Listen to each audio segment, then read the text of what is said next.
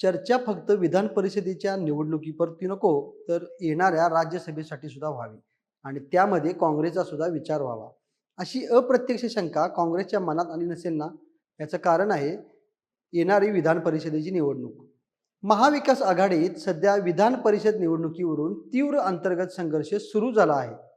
काँग्रेसने स्पष्ट भूमिका घेत उबाटा गटाला कडक अट घातली आहे की जर विधान परिषदेत संधी हवी असेल तर आगामी राज्यसभेची जागा काँग्रेसला देण्याचा निर्णय आत्ताच घ्यावा लागेल. हर्षवर्धन सपकाळ यांनी मातोश्रीवर जाऊन ही भूमिका ठणकावून सांगितल्यामुळे आघाडीतील तणाव अधिकच वाढला आहे. काँग्रेसचा सवाल स्पष्ट आहे, आम्ही फक्त पाठिंबाच द्यायचा का? संधी कधी मिळणार? यामुळे महाविकास आघाडीत समन्वयाऐवजी स्पर्धा आणि अविश्वासाचे वातावरण तयार झाले आहे, असे स्पष्ट मत भाजप प्रवक्ते नवनाथ बन यांनी शुक्रवार दिनांक 24 रोजी व्यक्त केले. उद्धव ठाकरे यांच्या विधान परिषद कार्यकाळात त्यांनी एकतरी ठोस मुद्दा सभागृहात मांडला का? मुख्यमंत्री असताना आणि आमदार असताना त्यांनी जनतेचे प्रश्न मांडले आहेत का, याचे त्यांनी उत्तर द्यावे, असेही बन म्हणाले आहेत. विधान परिषदेच्या निवडणुकीच्या मोर्चे बांधण्यासाठी महाविकास आघाडीमध्ये काय खलबती सुरू आहेत? तिन्ही पक्षात नेमका समन्वय आहे की नाही, याबाबत जाणून घेऊया आजच्या या व्हिडिओमधून. नमस्कार, मी अभिनंदन परोळेकर आणि कॅमेऱ्यावर आहेत जयेश पाटील. महाराष्ट्र विधानसभा सदस्यांद्वारे होणाऱ्या 9 जागांकरता निवडणूक आयोगाने कार्यक्रम जाहीर केला आहे. या 9 सदस्यांची मुदत 13 मेला संपणार आहे. तर डॉक्टर प्रज्ञा सातव यांच्या राजीनाम्यामुळे रिक्त झालेल्या विधान परिषदेच्या एका जागेसाठी सुद्धा निवडणूक कार्यक्रम जाहीर झाला आहे. अशा एकूण 10 जागेसाठी 12 मे रोजी सकाळी 9 ते दुपारी 4 वाजेपर्यंत मतदान, तर सायंकाळी 5 वाजल्यानंतर मतमोजणी करण्यात येणार आहे. विधान परिषद सदस्य संजय केणेकर, डॉक्टर नीलम गोरे, उद्धव ठाकरे, संदीप जोशी, दादाराव केचे, अमोल मिटकरी, रणजित सिंह मोहिते पाटील, राजेश राठोड आणि शशिकांत शिंदे या 9 सदस्यांच्या सदस्यत्वाची मुदत 13 मे रोजी संपणार आहे. तसेच विधान परिषद सदस्य असलेल्या डॉक्टर प्रज्ञा सातव यांच्या सदस्यत्वाची मुदत 27 जुलै 2030 रोजी संपणार आहे. या निवडणुकीची अधिसूचना 23 एप्रिल रोजी प्रसिद्ध करण्यात आली, तर नामनिर्देशन पत्र 30 एप्रिलला सादर करण्यात येतील. छाननी 2 मे रोजी होईल, तर उमेदवारी अर्ज माघार 4 मे रोजी होणार आहे. ही संपूर्ण प्रक्रिया 13 मे रोजी पूर्ण करण्यात येईल. एकीकडे विधान परिषद निवडणूक जवळ येऊन ठेपली असताना महाविकास आघाडीत मात्र सारे काही आलबेल असल्याचे चित्र सध्या तरी दिसत नाही.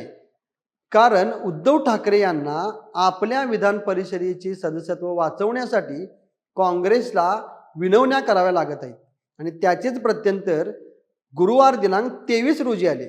कारण 23 तारखेला काँग्रेसचे प्रदेशाध्यक्ष हर्षवर्धन सपकाळ यांनी महाविकास आघाडीतील घटक पक्ष असलेल्या उद्धव बाळासाहेब ठाकरे या पक्षाचे प्रमुख उद्धव ठाकरे यांची भेट घेतली आणि मवियातील समन्वयाबाबत चर्चा केली. विधान परिषदेसाठी उद्धव ठाकरे यांच्या उमेदवारीवर सर्वत्र चर्चा होत असतानाच हर्षवर्धन सपकाळ यांनी काही अटी सुद्धा याबाबत घातल्याचे समजते. आता ही पहिलीच वेळ असेल ज्यावेळी काँग्रेसच्या अटीवर उद्धव ठाकरे यांचा विधान परिषदेचा मार्ग मोकळा होणार आहे. उद्धव ठाकरे यांच्या भेटीनंतर हर्षवर्धन सपकाळ म्हणाले की विधान परिषद निवडणुकी संदर्भात चर्चा झालीच नाही. काँग्रेस पक्षाची या संदर्भात भूमिका स्पष्ट आहे. राज्यसभा निवडणूक काँग्रेसने लढवावी व उद्धव ठाकरे हे मवियाचे चेहरा आहेत, त्यामुळे त्यांनी विधान परिषद लढवावी अशी भूमिका आम्ही यापूर्वी जाहीर केलेली आहे. दुसरीकडे विधान परिषदेची निवडणूक महाविकास आघाडीकडून उद्धव ठाकरे यांनीच लढवावी अशी मागणी सुप्रिया सुळे यांनी केली आहे. यापूर्वी राज्यसभेच्या एका जागेसाठी उबाटाकडून शरद पवार यांना पाठिंबा दिला गेला होता. त्याच्याच बदल्यात विधान परिषदेसाठी उद्धव ठाकरे यांनी शरद पवार गटाचा पाठिंबा पदरात पाडून घेतला आहे असे म्हटले तर ते चुकीचे ठरणार नाही. त्यामुळे काँग्रेसने सुद्धा येणारी राज्यसभा निवडणूक काँग्रेस लढवेल अशी भूमिका आत्ताच मांडली आहे. पण ही मागणी मान्य होईल का हे येणाऱ्या काळातच समजेल.